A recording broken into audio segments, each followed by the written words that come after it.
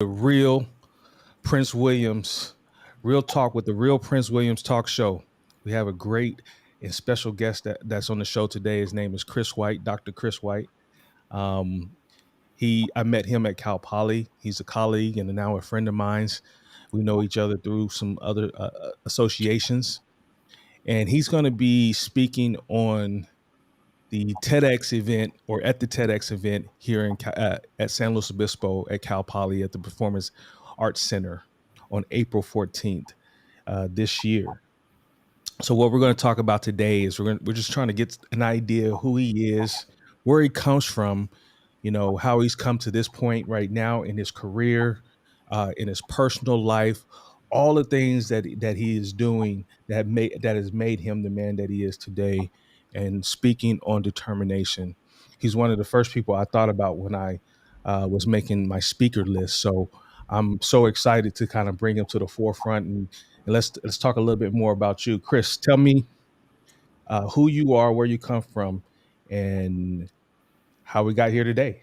Well, great afternoon, Prince. I mean, days are never worth being average, so it's always a great day, great morning, great evening. Um, who am I, man? A culmination of all kind of the years of experience of the people that I've met, the states that I've been in, the people I've played with. That's a longer story than we got today, probably, but let's see if we can break it down for you today. Of course, we started my career at Cal Poly. I think, like most athletes who thought they were better than they were, thought they deserved a bigger shot, ended up being at Cal Poly and was humbled right out the gate. But I was fortunate to have coaches my whole career that just pushed me, thinking, of course, I thought I was giving everything I got, but they knew better. And I was fortunate to have parents that taught me to listen to your coaches and just do exactly what they said, and that really paid off for me. So it took me from California to Canada to Idaho to Washington to Louisiana, across the United States, and Italy, and all kind of places across the world as well. So uh,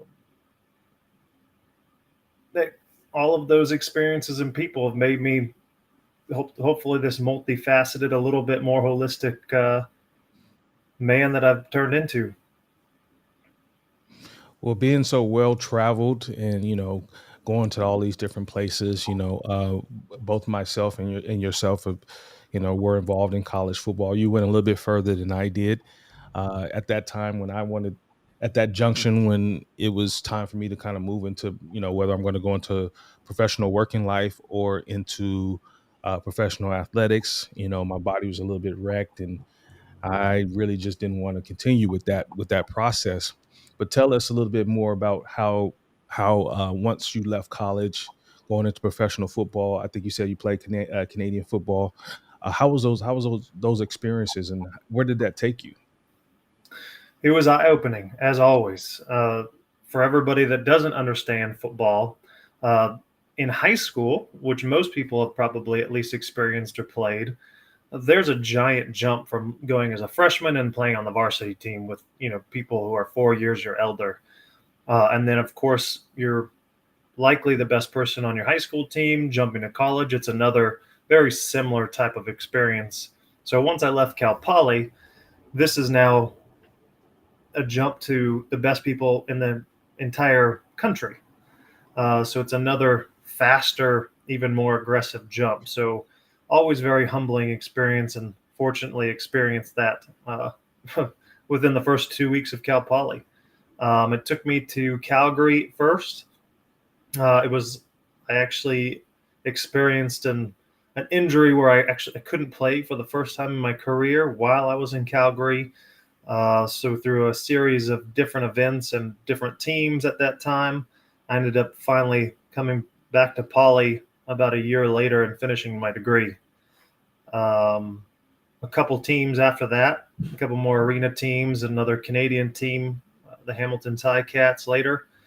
And like you mentioned, your body, at least going from college to pros, was beaten up, and my bank account and my body was getting beaten up at that point. It had been about 5 years after college or so. Um, and it was time to start another career, which was a master's degree. And I actually came back to Cal Poly to be a full time strength coach as well as a master's student at that point. Man, so what was the deciding factor in coming back to Cal Poly? Um, I mean, where we live right now in San Luis Obispo is really a destination spot. It's really more for, it's in the midway point between in the metro area of LA and the midway point between the metro area going to the Bay Area. So what brought you back to this area specifically? I followed my mentor, Chris Holder. He was at San Jose State just before I decided to come back.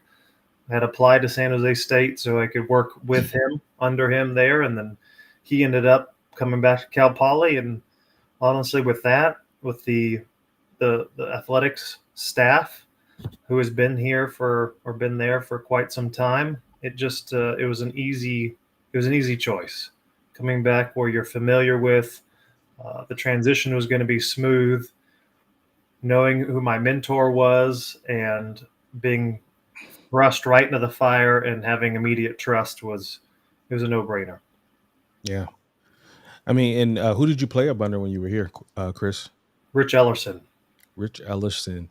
So were Yeah. you guys running the triple option during those years? Triple option, and he was the inventor of the Desert Swarm defense. So uh, I got to play in that, which was, I mean, I think the stats for those teams speak for themselves. I think we had 70 or so sacks in several years as a team. Um, had multiple Buck Buchanan Award winners, which is the basically the Heisman for FCS football, and All Americans. I was fortunately one of them, and yeah, it was a hell of an experience. And you still have a record that still stands, don't you? I think so. I know I've got some sacks record season, career. I don't know if since I participated in track as well. I think I'm still top 10 in shot put. I don't know. I haven't checked that one yet. Oh, so you were involved in track as well. So you Yeah, were all around athlete. well, as much as I could be. Man, that's pretty awesome, man. I mean, football is all consuming, so it's when you find those athletes that kind of can juggle multiple sports, man. Their prize, especially nowadays. I mean, as you know, even back then, when you were playing, when I was playing, man, that was a lot of people don't understand the inner workings of football, man. That's a 7 hour day at least, and then you add in school, and you still have to maintain your grades. That's always tough. Yeah, it was. I really, really loved track and field. Of course, I did it in high school, and the individual aspect of the sport, of course, there's a team aspect with points and things, really attracted me to it. There's, if I lost, it was completely on me, and I really like that. Uh, Whereas, if I get beat in football, maybe that play is on me, but if we lose the game, you can only do so much, and as long as you leave everything out there on the field, I came away satisfied with at least the result that I had, not necessarily the ending result, but Yeah, man. So you did shot put. Did you do discus? What was that the only thing that you did back then? yeah, shot put and discus were the only two. As a lineman, as a defensive lineman, it just made sense. The training uh, was not different at all, um, as far as that goes. Of course, the skill training was different. But as a thrower, you have to be explosive. You've got to be fast. As a defensive lineman, I've got to be explosive. I've got to be fast. Um, and having those multi-sport athlete, the skills and the balance and the things that I was practicing within track, of course, carried over to football, um, and it was an easy sell. Yeah, and it's probably a good thing for you that they're two opposing seasons. Although track probably interfered with spring ball, I'm guessing. Yeah, it interfered a little bit with Rich Ellerson. Ours started a little bit earlier, so it wasn't quite as bad, and I was still able to travel to meets on the weekends, and uh, there wasn't too many things interfering, thankfully. Okay. All right. All right. Cool. So now you left Poly. Eventually, you left Poly after coming back, and then you left again to pursue your career. So, where has your career in sport, or where has your career as a strength and conditioning coach led you? Has led you to? Well, just before the master's degree, kind of in between, I was still playing. I had trained at a facility down in Santa Barbara called Peak Performance Project, or P3 for short. And P3.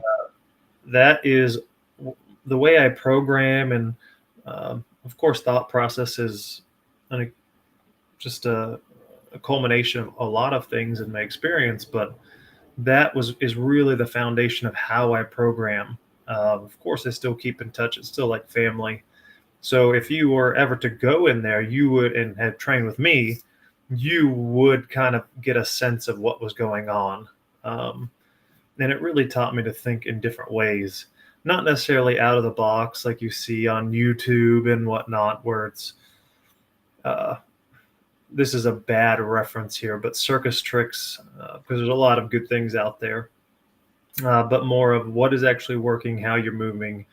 And I just took that with me forever. And so, fast forward to getting my master's degree at Poly, having a lot more experience, and um, I ended up getting a job at LSU. Now, a small side story to that is uh, just like everyone else who gets a master's degree, they think that they deserve a job right away. And I was one of those where I was, oh, I have a master's, I'm going to get a job.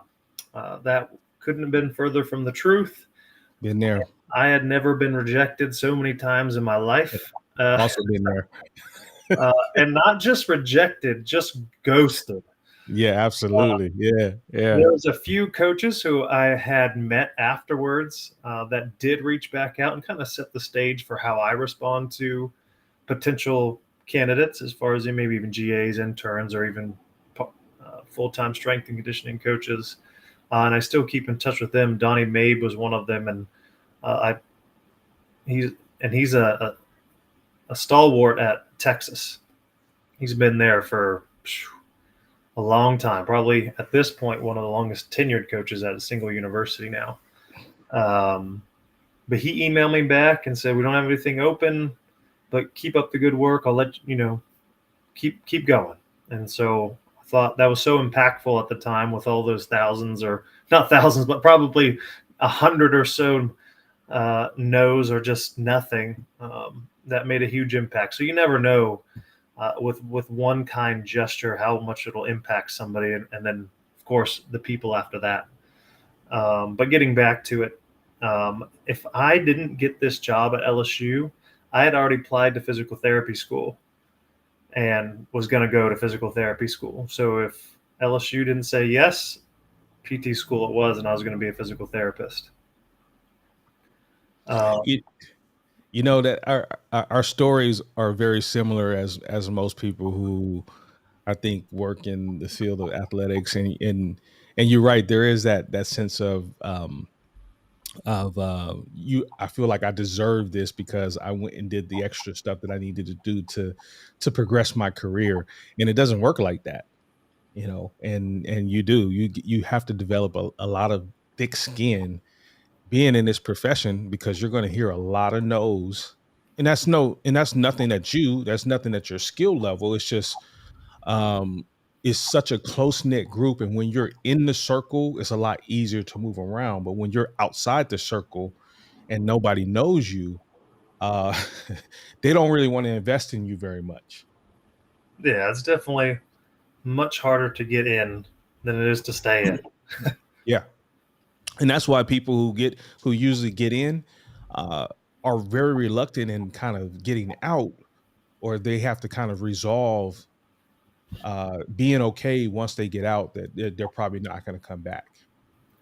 That's right. Yeah, it's pretty rare that somebody leaves, unless you're a more tenured strength coach and you left maybe for a year or two to do some kind of outside sales or whatnot. Then typically, if they want to get back in, there may be a spot open. But normally, if you, I guess, younger than probably 10 years in the career, that's not going to happen. Yeah, it's unfortunate, but I mean, at the same time, it does actually speaks to some of what the theme is of determination with the TEDx. I mean, just having to be determined to even be in this profession or to keep moving forward when it seems like the doors are being shut in your face. That's right. And so far, both of our stories, like you said, they're very paralleled. And each step along the way has at least taught me, and this only comes from athletics. That's why it's so unique. And universities of all kinds should completely embrace athletics because it teaches you that these steps, the combine for the NFL, are just qualifying events, but that Hmm. doesn't guarantee you anything. So our journeys as master students and getting a bigger sash and all of those things, that's just a qualifying event, just like the NFL Combine. It it just confirms that you can do the work, but that doesn't mean you get the job. And that's the case, I think, with everything. Just because you can do the work doesn't mean you are owed the job. Yeah, yeah. I mean, like yourself, you said you were going to go into physical therapy school. I think I jumped around while I was trying to find my way through the profession. You're a strength coach. I'm also certified as a strength coach, but my primary, you know, portion of the profession is athletic training. And so, as I was trying to figure out that world, I took some part time jobs here, there. But while I was doing that, I was, trying to make ends meet like everybody else. And I think I wrestled with becoming maybe a PA, a physician assistant. I wrestled with going back to school and going to be a physical therapy, physical therapist. I even went in and thought about going into law enforcement. I was already second phase through the FBI process, and I was already third phase in the border patrol when I got the job at Cal Berkeley.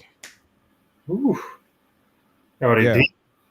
like literally the week that I took the job at Cal Berkeley, the following week they called me and said, "Hey, are you ready to go to boot camp?"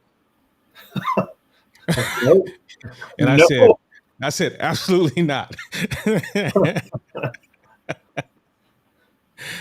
So I mean, that's just how it goes in this profession. Sometimes, the way you think is going to work out, it doesn't work out. And I've seen a lot of friends, and as yourself, you've probably seen a lot of people who have pursued this that eventually time out. Oh yeah, you burn out pretty quickly. I imagine that more strength coaches are burning out even more quickly given the climate of college sports now. Yeah. And you burning the candle at both ends, and eventually something's going to give. So you left LSU. You're working with a international company now called Connexon. So what do you do with them? So the title is customer success manager. What that means is I'm basically a consultant for all of our um, collegiate and professional clients. So the data, so this company, um, they collect all kinds of performance-based data. So sprints, jumps, distance, anything that you can think of. Think that old sports science show on ESPN, where they highlight how fast a receiver ran down the field, and they still do it. Those metrics are what Connexon collects. And my job is to chat with all of these strength coaches from all different backgrounds, which is phenomenal. I mean, growing my knowledge base is multiplied quite a bit from this. And I help them decide what their options are with the data, what it kind of means, help them understand, be a translator of sorts, and say, based on what you like to do, based on your facility, based on restrictions, these are a few options that I see would probably work for you guys. But it's always ultimately up to them. That's, I think, the job of the consultant. Just give advice, and you got to lead them to the doors, and they got to walk through them. And why is data so important at this phase of where athletics and where sport is moving to?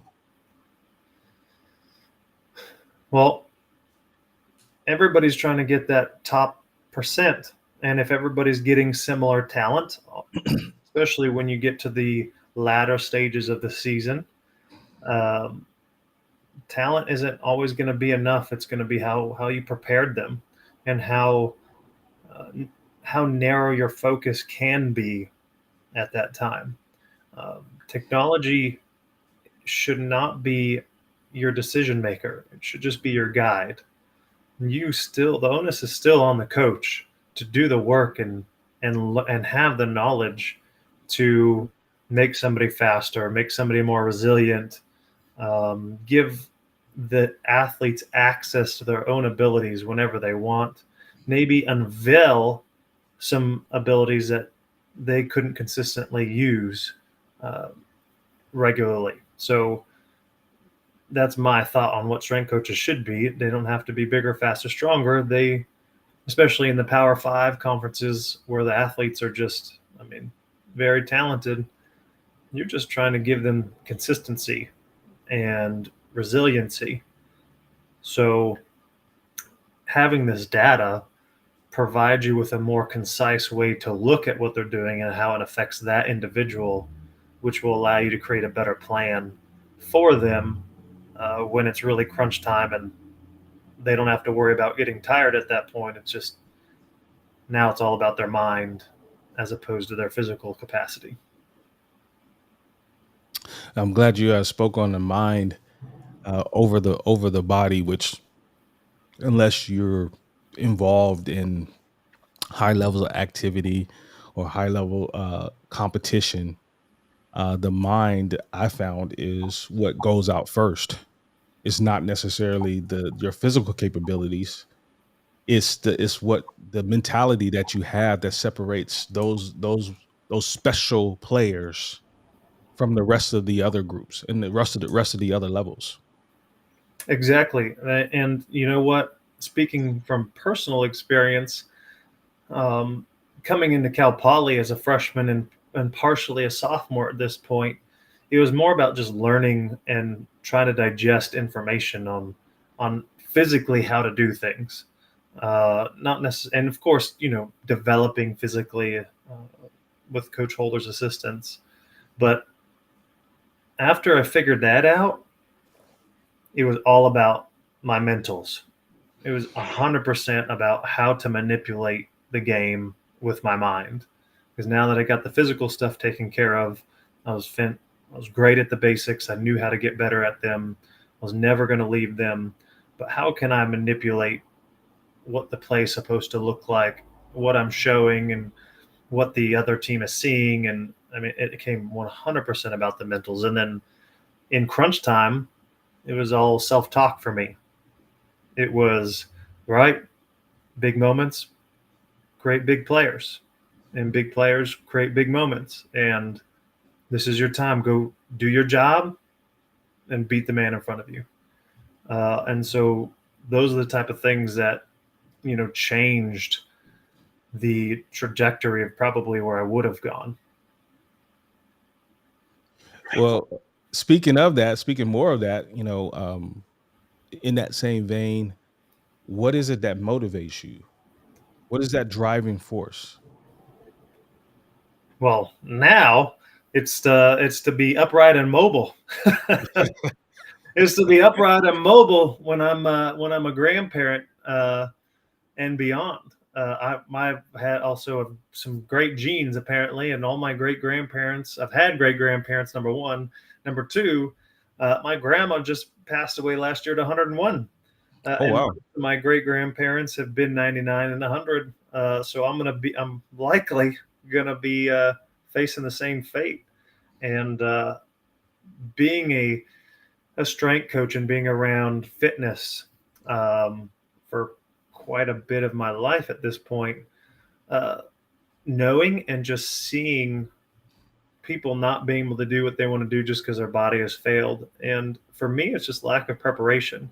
It's very much a long term game, knowing that in 40, 50, 60 years, or however long it is, today matters Yeah. for year 59. If I don't do it now, I can't make it up.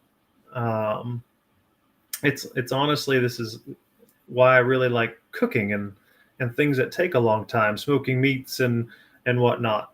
It's 100% about the preparation, because once you prepare, let's say a brisket, for example, once you prepare it, that thing's just got to sit there, and you got to kind of nudge it in the right direction. But you've pretty much done all the work that you can do to make that thing right, and then you got to finish strong. Uh, it's I mentioned we were talking about red beans and rice. There's a ton of prep, and then you just got to let it simmer. That's You got to right. you got to let the stuff go to work. Um, so I am in love with the process of doing things, knowing that short term wins sometimes negate long term ones, and I prefer the long term win. You touched on something, right? Enjoying the process.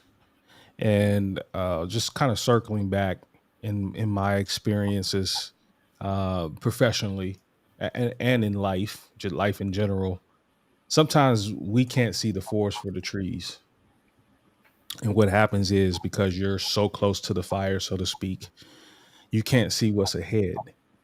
And it's designed that way. It's really designed for you not to be able to see what's ahead of you. You just have to kind of take faith in taking the next step and enjoying where you are in the present and watching it unfold. And I've done that throughout the course of my career. And now looking back at the age that I'm at and at this point in my career, it's funny because when I was younger, I felt like I'll never get there. And now I've worked at every level that I've wanted to work at. I've worked at every school that I possibly wanted to work at, and I've hit all of my career objectives, and I'm at the midway point in my career. But in the process, in the moment, you couldn't see it, and you're feeling and you're frustrated, but sometimes you just got to let it go. You got to let it go. It's going Yep. to come when it comes. There's nothing you can do about it. I mean, this will be likely a story that I tell, but just briefly, the uh, the the bamboo. Do you know how bamboo grows? It takes multiple years. Like, yeah, almost 7 years for it to grow, and then within, um, a year, it's almost full grown after it starts to come out. It's incredible. So you have to, and it's very fragile while it's in the ground. You have to water that thing every day, every other day, make sure it's prepped, but you're not going to see a single result for years until finally it comes out, and then it just It boom. takes off. Yeah. It's incredible, how that happens. And you know what? I think even more so that society, because of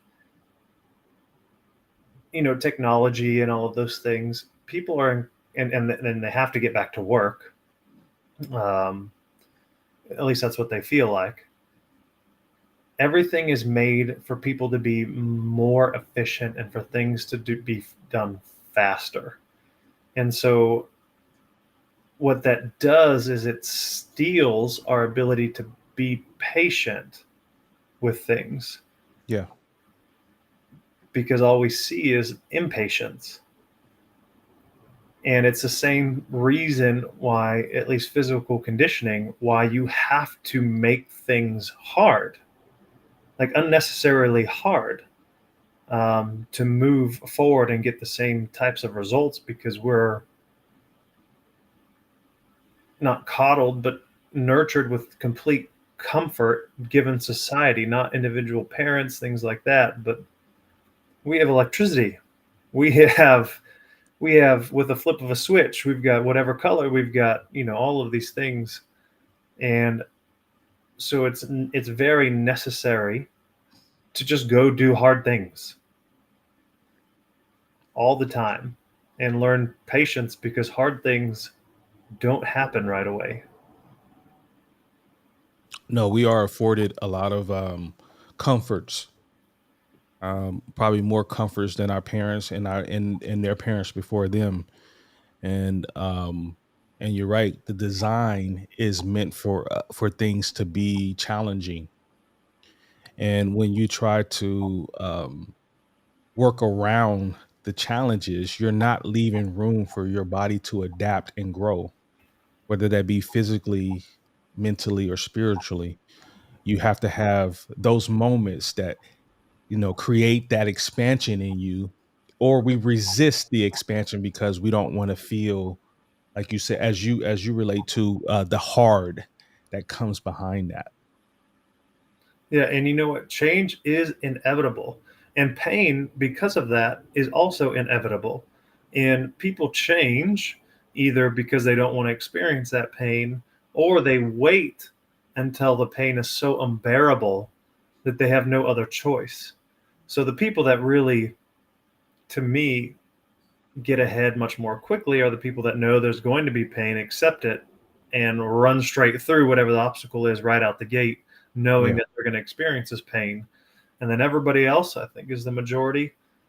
Just wait, and they just live in that pain for years and years, or most of their life, and then they decide, oh, that wasn't worth it, and then it's too late. Yeah. We I allude that to coping versus thriving.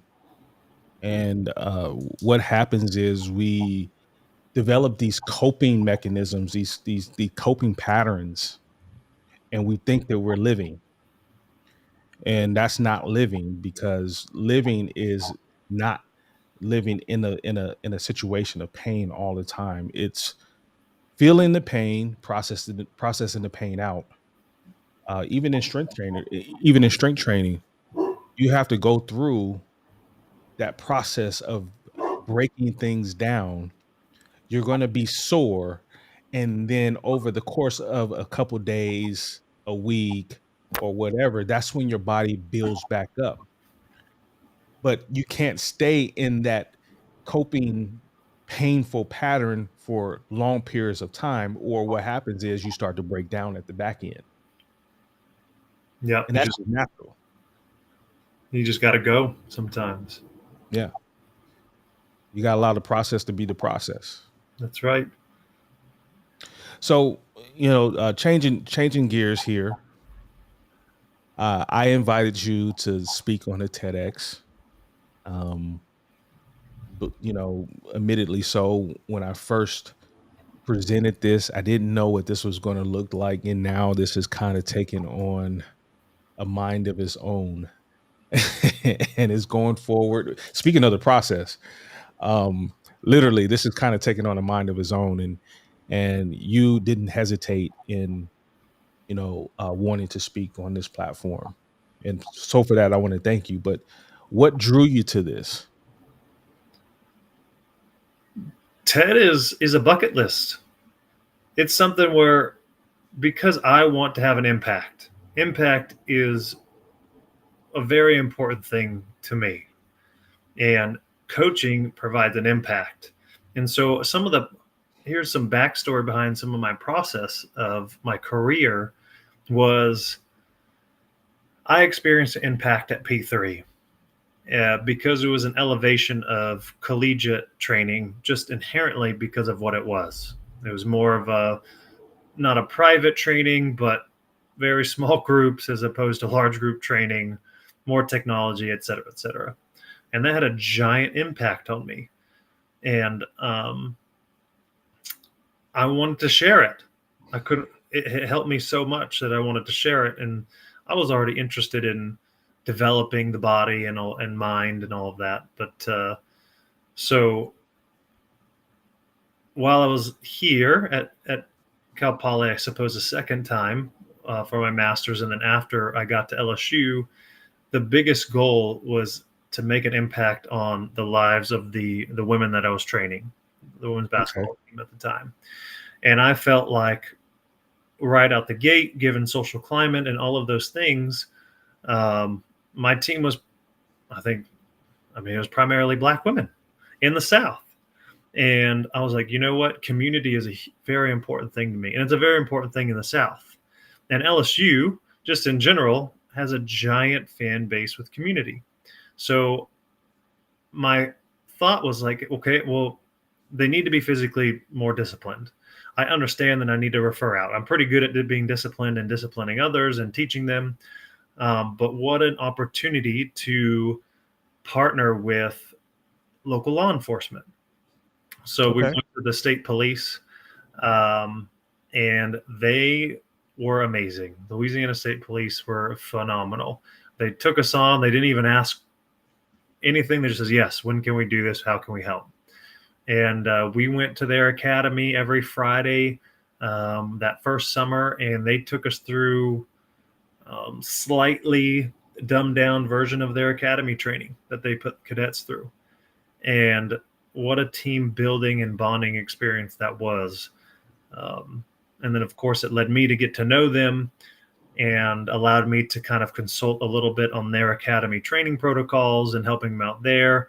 So, once again, it goes back to they made an impact on us, and I was able to make another impact on them for injury history and all of those types of things. Now, moving forward, where I wanted to go was all right, I need to, I can only have an impact on these women on my team right now. How do I do more? So if I took over the intern program at LSU.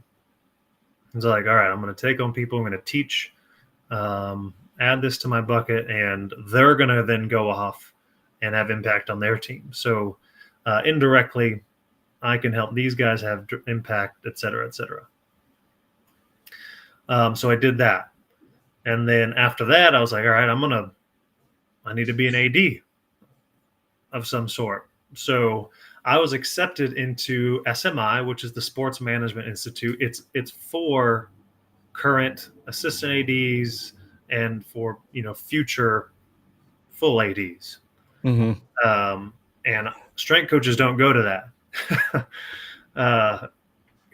but I did. Well, I didn't. I didn't get to go to it because of COVID, but I was accepted, and that was where my career was heading. Um, Long story short, ended up leaving LSU to take Connects on, which we covered already. But I was really passionate about making an impact on the police departments, because who has a bigger impact on society than local law enforcement? They touch people every day, thousands of touches. How can I help them? And so that's been a focus for um, over 5 years now. They teach you guys how to clear rooms. I learned that from other people, but they would. Speaking of law enforcement in dealing with, especially at a university like LSU with the women's basketball team, who is primarily Black, how did that go over with typically the Black mistrust towards law enforcement? That's exactly where my head was at. It was like, okay, they're bad cops. That's a fact. Everybody knows that there are bad people. Hence jails, and you can get into semantics at that point. But Yeah. look, they want to help us. I mean, most people go in not saying that we're going to hurt the people in the community that we serve. So of course you can imagine there was a little bit of hesitation at first. But after getting to know them and hearing their stories of who they were, and then just talking to the girls, because it wasn't just, being the drill sergeant. It was more about they really tried to get to know the girls. And it's something that they do with their cadets as well. Because as they put it, we're on the same team. We're teammates, and they treat them like that. some of the stories were, I mean, there was Navy SEALs, Marines, all on this force, and one of them, he guarded the tomb of the unknown soldier for a period of time, which is, I mean, one of the highest honors you can get. So he talked about somewhat of how what it took to do that and what it took to just walk every day, no matter what, in exactly the same way. Talk about determination and Yeah, focus. really. So there was some hesitation, but it I think that I'm not even think it cooled off right after the first time. They thought I was crazy, but that was par for the course that I just partnered or just had cops trying to just kind of crush them in some sense. I mean, we're trying to break them down. That is the goal, trying so we can build them up. But the kids still thought I was crazy, but they joke about it. It's one of the when you go through hard things together, it's tough at that point, and because you persevere through those moments, it's some of the best stories that I have with the girls. We still keep in contact with, or randomly, a couple of them will message me and remind me of some of the things that we went through together. And uh, I mean, that's what makes the career right there. That's it's not the then, it's the later, and you don't know that until they come back. Yeah, and one thing about that is they'll probably never forget that at all. That's something they'll talk to their kids about. And in the process of community building, sometimes bridging that gap is needed because both sides have an opinion, have biases, Hmm. and the best way that you can break all of that confusion is to bring them together and to dispel all of that information or that misinformation, so to speak. Right, and of course, I was very well aware of some of what those biases were. And what I didn't do is shy away from them. I took them head on and said, "We know this to be true, whether it's right or wrong. It just happens." Uh, so, because we know that it happens, this is what you need to do. We're not going to say, "Oh, well, it's wrong," and then just complain about it. No. Like, for example, I think it's well known that officers, or it's believed that officers are pull over black people, more often than white people. Let's just assume that's the case. Well, we took that head on. It was like, okay, well, what do you do if you're pulled over? And they gave us tips so that way it makes the officer feel safe, because they explained too, we're coming up to a car, and after knowing the girls for some time, they're scared too. We don't know what's going on. Yeah. Um, and we're coming into an unknown situation where honestly the driver's got a one up on the officer, because they know what's going on. They got pulled over for who knows, but they have a head up. And so this was actually a really cool thing, is they said, look, if you can keep your hands on the wheel, but what you can also do to let the officers really know is take your thumbs and intertwine them and then just put them out the window. It's hard to see because of the deal, but um, and then they'll know that you're cool, and I'm going to be safe, and the interaction can continue from there. Um, so it was, like I said, one of those things where we took it head on and said, all right, what do we do about this? That's the first time I'm hearing about the thumbs intertwined. Yeah, they that was one thing I was like, oh, that's good to know. Yeah, I mean, it makes sense, right? it makes perfect sense. Why isn't that being pushed more than the narrative, so to speak? Sure. Well, I mean, as coaches, we're more about results. Like, all right, we accept that this thing is happening. We don't like it to happen, so how do we make it better? What are those things that we can do um, to avoid unnecessary situations? And once again, they may do the thumb deal, and it still may go poorly for them. But at the very least, it starts the interaction off in the right direction. Right, right. For both parties, That's hopefully. 100% correct.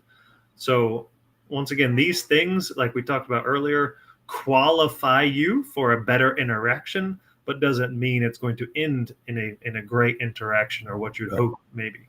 Now, if you did something wrong, regardless of who you are, I would expect there to be consequences sometimes, but hopefully they're not unnecessary or unreasonable or wrong.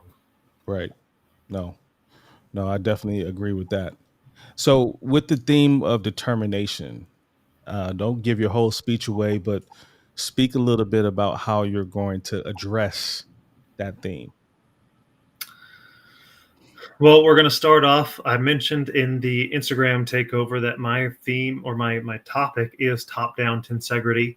And top down tensegrity is just when you take the leadership position and they are the captain of the ship, the driver of the boat, all of those things, and they give the directives to their team, to their company, to their family. Um, and then with tensegrity, it's an architectural term, but the idea is that the more tension that's put on the structure, the more integrity that it has. So the stronger that it is, of course, done properly. And so I want to go. I think that people miss that quite a bit as far as how to structure that properly and actually how to address it throughout their organization and their family. And so through determination, it plays a huge part of that. A huge part of that. And I mentioned on the Instagram takeover that one of the stories I told um, about the founder of Fit Body Bootcamp, he said that he was late one time and he was making all of these excuses to his boss, and his boss just stopped him in the middle of his excuses, put his hand up, and said, "Your circumstances don't change your responsibility." And Oh, that is oh wow. Yes. a perfect example of top down tensegrity. That boss, who's the director, put pressure on him to say, I mean, appreciate what you're saying, but your responsibility wasn't met. So he wasn't talking down to them, but it was a fantastic example of a positive uh, version of putting pressure on with people that are within the organization. So we're going to talk about that. We're going to talk about what it is, uh, why it's important, of course, and how to start performing some of these things, how to um, create structure and process within your family, within your organization, in order to be stronger as a unit. Man, I like it. I like it. Hey, well, it takes having crucial conversations. It takes having those tough conversations, not necessarily from the standpoint of putting somebody down or criticizing them or making them feel bad. But as you said, some things need to be verbalized, some things need to be expressed, so you know where people stand within the organization, whether that be the family structure, the professional structure, or what have you. So, I mean, that's a great topic. I love it. Man, I'm excited to hear what's next. I'm excited to introduce you. I'm excited for this whole event. Like I said, it's taking on a life of its own. And I'm speaking of community. I mean, the community has really kind of jumped on board and is backing this. And I remember when I got the license for this TEDx event for the region, I didn't even know where to start. And now everything is kind of falling in place. So I mean, and that's you know, hats off to everybody that's involved now. And that's not all just me. If anything, that's less of me and more of everybody else. And you're part of that. You're a part of that process. I appreciate it. Being you are the captain of the ship, and just like in my topic, it's you drive it, and then we've got to do our best to make sure it goes in the direction that you were hoping it would go to. So proud to be a contributor. Man, hey, well, you did a fantastic job. And so on that note, we're going to close this out, but definitely we should probably get together some other time and talk about some other topics. So let's try before April 14th to wrap some things up and see how this has progressed for you. Oh yeah, I have no doubt I will be around campus. Oh, well, perfect, man. Sounds good. Hey, well, I'm going to close this out for the day. And I want to thank the viewers. Not too many are online right now, but any of those viewers that are going to look onto this video later on, just realize that tickets are on sale right now at the Performance Arts Center in San Luis Obispo. And the date is April 14th, the TEDx event, San Luis Obispo. Be there.